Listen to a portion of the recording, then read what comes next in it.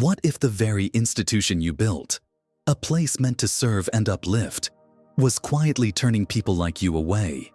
Jonathan Carter had spent decades clawing his way to the top, turning a struggling startup into one of the nation's fastest-growing banks. He had fought for every inch of success, breaking barriers in an industry that wasn't built for men like him. His name was etched into the foundation of his empire, his influence stretching across boardrooms and balance sheets. But lately, unsettling whispers had reached his ears. Customers ignored, turned away, judged not by their needs, but by their appearance. Jonathan had never been a man to rely on second-hand reports. He believed in seeing the truth with his own eyes. So one morning, he left behind the tailored suits and the polished image. No entourage, no security, just a simple shirt, worn sneakers, and a plan. Walk into his own bank as an ordinary man and see if the rumors were real. What he found inside would shake him to his core. Would his employees rise to the values he had built this bank upon? Or was his worst fear about to be confirmed? Before we dive into this shocking story, tell us, have you ever felt judged based on how you look? Drop your thoughts in the comments, and don't forget to subscribe for more powerful stories like this one. Jonathan Carter stood in front of his bedroom mirror, staring at a man he barely recognized. Gone was the power suit, the pristine cufflinks, the leather-bound confidence of a Wall Street mogul. In their place, a plain polo shirt, jeans that had seen better days, and sneakers with scuffed soles. His Rolex lay untouched on the nightstand.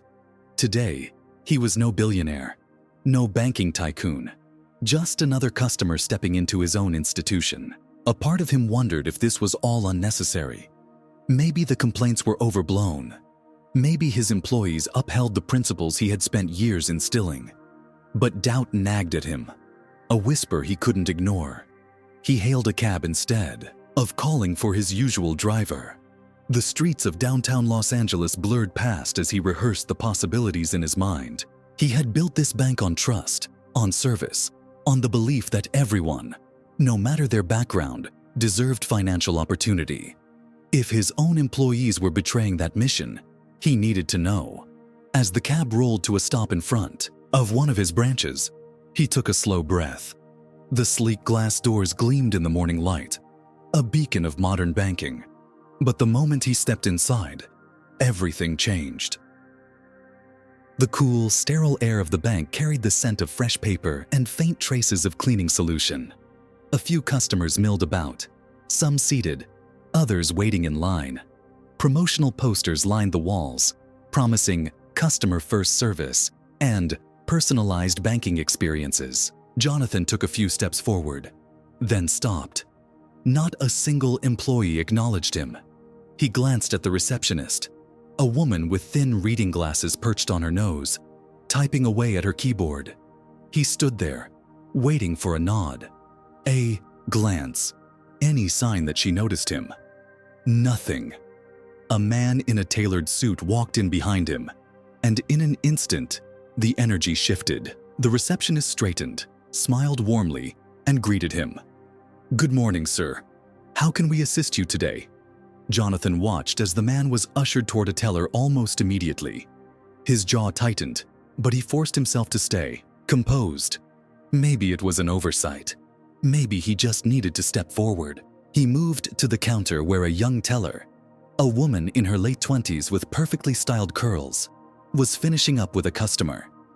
When it was his turn, she barely glanced at him. "What do you need?" Her voice was flat, disinterested. Jonathan kept his tone polite. "I'd like to open a high-value account." She sighed, actually sighed, as if he had just asked her to do something unbearable. "You need an appointment for that." His brow furrowed. "I checked the website before coming. It said walk-ins are welcome for new accounts." She barely looked up. "Yeah, well, not for those kinds of accounts." Jonathan glanced sideways. At the next counter, another customer, a middle-aged man in business attire, was being treated with patience and enthusiasm. The teller there smiled, handed him brochures, and even offered coffee. Jonathan turned back to his own teller, his voice calm but firm. "Just to be clear, if I looked different, dressed different, you'd be treating me differently right now, wouldn't you?" Her expression tightened. "That's not what I said, but it's what you're doing." She exhaled sharply, clearly irritated. "Look, sir, maybe another branch would be a better fit for what you're looking for." His fingers curled into his palms. He wasn't done testing just how deep this went. Jonathan forced himself to stay calm. This wasn't about anger. This was about understanding. He leaned slightly against the counter, keeping his voice even. "All right, maybe I just need some information first. Can you walk me through your business account options?" The teller barely masked her annoyance. She glanced at the line forming behind him, then reached under the counter, pulling out a crumpled brochure. Without a word, she slid it across the desk. No explanation. No attempt to help. Just a silent dismissal. Jonathan picked up the paper, smoothing out its wrinkled edges. He already knew every detail printed on it. He had personally approved the account structures. But that wasn't the point. Across the room, he watched as another customer, a well-dressed older man, asked the same question at a different counter. The response was immediate and warm. The teller leaned in, explained every detail, even made a light-hearted joke to ease the process. Jonathan turned back to his teller. His voice carried an edge now. "Is there someone I can speak to about account recommendations?" She pressed her lips into a thin line. That would be the branch manager. "Great. I'd like to speak with them." A beat of hesitation. Then, with the slightest smirk, she said, "He's busy." Jonathan raised an eyebrow. "Did you check?" She exhaled, clearly ready to be done with him. "He's always busy." Something inside him clicked. This wasn't just bad service. This was intentional. Jonathan stepped away from the counter and scanned the bank. He had seen enough, but he wasn't leaving. Not yet. Now, it was time to make himself heard. If you were in Jonathan's shoes, what would you have done next? Have you ever been treated differently just because of how you looked? Let us know in the comments below. And if you believe respect should be a standard, not a privilege, hit that like button and subscribe, because stories like this need to be told. Jonathan didn't need to raise his voice to command attention. He had built an empire with nothing but sheer will, and right now, that same presence filled the room. He walked past the teller without another word and made his way toward the glass-paneled office at the back of the branch. The manager's door was slightly ajar. Through the opening, Jonathan spotted a man in a crisp gray suit, sipping coffee while scrolling through his phone. Busy. Jonathan knocked lightly on the frame. The manager barely glanced up. "Can I help you?" "Yes," Jonathan said, stepping inside. "I was told I need an appointment to open a high-value account, but I just watched 2 other customers get full service without one." The manager finally looked up, his gaze flicking over Jonathan's simple clothing, his worn sneakers. His expression shifted, polite, but dismissive. "Sir, if you'd like to apply for an account, I'd suggest trying one of our other branches." Jonathan let a pause stretch, then reached into his pocket, pulled out his executive ID, and placed it on the desk. The room seemed to shrink.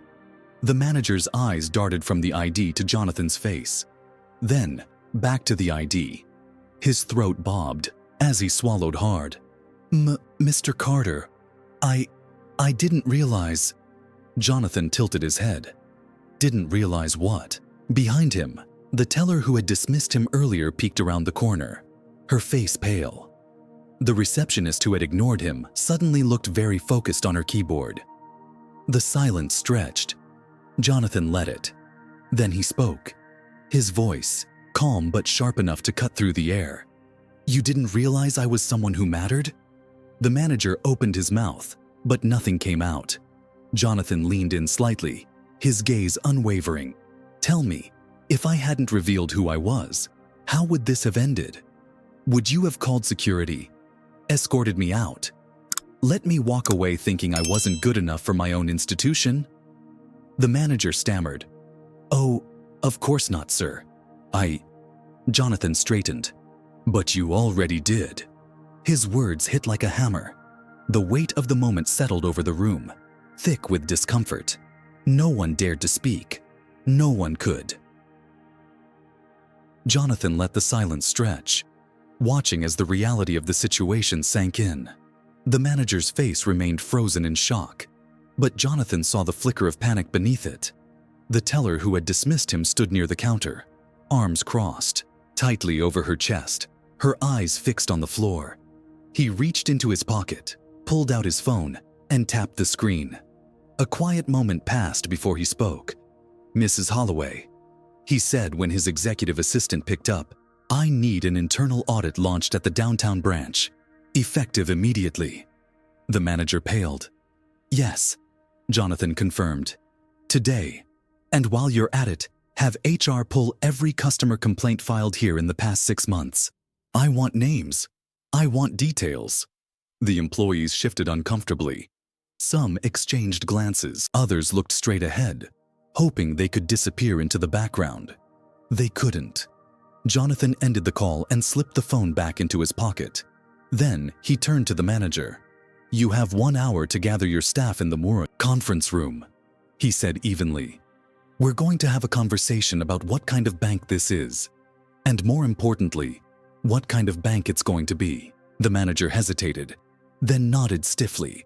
As Jonathan watched the employees scramble to follow his orders, he finally saw something shift in their expressions. The receptionist finally looked him in the eye. The teller exhaled sharply, as if realizing just how much damage had been done in a single moment of bias. Good, because change was coming, and this time, no one would sweep it under the rug. An hour later, the employees of the downtown branch sat stiffly in the conference room, their unease thick in the air. Jonathan stood at the head of the table, his hands resting firmly on the polished wood. He wasn't here to yell. He wasn't here to fire people on the spot. But he was here to make sure they understood the weight of what had just happened. He let the silence stretch before speaking. "I built this institution from nothing," he said, his voice controlled but firm. "Not because doors were held open for me. Not because I was given an easy path. I fought for every opportunity. I know what it's like to be dismissed, to be overlooked, to be treated as if I don't belong." His gaze swept the room. Some employees avoided his eyes. The manager swallowed hard, but wisely stayed silent. "And yet," Jonathan continued, shaking his head, "it's happening right here, inside my bank." He turned his attention to the teller who had refused to help him earlier. "Would you like to explain why you assumed I wasn't here for legitimate business?" Her face burned red. She opened her mouth, then closed it. I just thought..." Her words trailed off into nothing. Jonathan nodded once. "That's the problem, isn't it?" The room was painfully still. "I don't run my business based on appearances," he continued. "I run it on trust, on service, on making sure that when someone walks through these doors, they feel valued, not judged." He let the weight of his words sink in. "If you can't provide that, you don't belong here." A pause. Then, shifting gears, he straightened. "Now, here's what's going to happen. Every single one of you will undergo new training on customer relations. And it won't be a quick seminar where you nod along and go back to business as usual. It will be real. It will make you uncomfortable, because that's what change feels like." The manager cleared his throat. "Sir, you'll be the first one in that training." Jonathan cut in smoothly. "Since leadership starts at the top." The manager shut his mouth. Jonathan let his final words settle. "This isn't about punishment. It's about accountability. People deserve better. And from now on, that's exactly what they're going to get." He picked up his phone and sent out one last message, a company-wide email, a statement, a promise, a warning. Because from this moment forward, No one would walk into one of his banks and feel like they didn't belong. Not on his watch. Some lessons hit hard, but the hardest ones, the ones that shake us to our core, are the ones that change everything. What do you think about Jonathan's approach? Have you ever experienced something similar? Let us know in the comments below. And if you believe respect should never be a privilege but a standard, hit that like button, subscribe, and share this story, because these conversations need to happen.